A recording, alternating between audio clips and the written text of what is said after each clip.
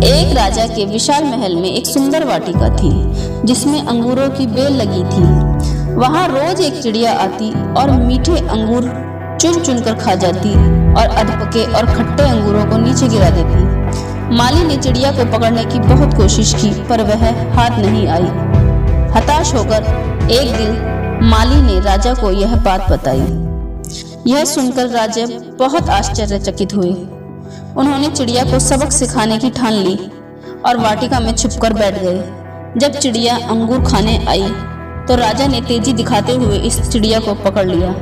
फिर जब राजा चिड़िया को मारने लगे तो चिड़िया ने विनती करते हुए कहा, हे राजन, मुझे मत मारो, मैं आपको ज्ञान की 4 महत्वपूर्ण बातें बताती हूँ।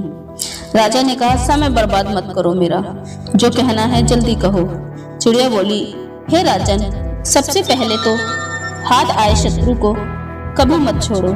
राजा ने कहा, दूसरी बात? चिड़िया ने कहा, असंभव बात पर कभी भी भूलकर विश्वास मत करो। तीसरी बात यह है कि बीती बातों पर कभी पश्चाताप मत करो। राजा ने कहा, अब चौथी बात भी जल्दी बता दो।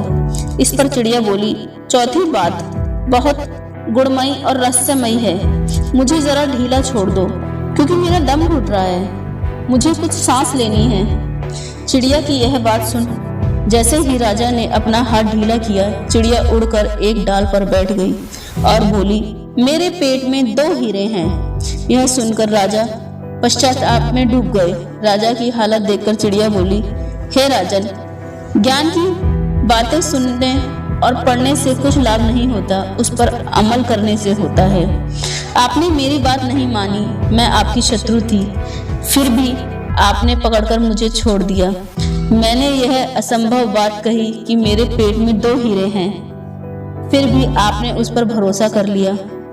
आपके हाथ में वे काल्पनिक हीरे नहीं हैं तो आप पछताने लगे। उपदेशों को आचरण में उतारें, बगैर उनका कोई मूल नहीं। दोस्तों, कोई भी ज्ञान तभी सार्थक है जब हम उसे अपने जीवन में अपनाते हैं। सिर्फ सुनने मात्र से कोई उपदेश हमारा भला नहीं कर सकता।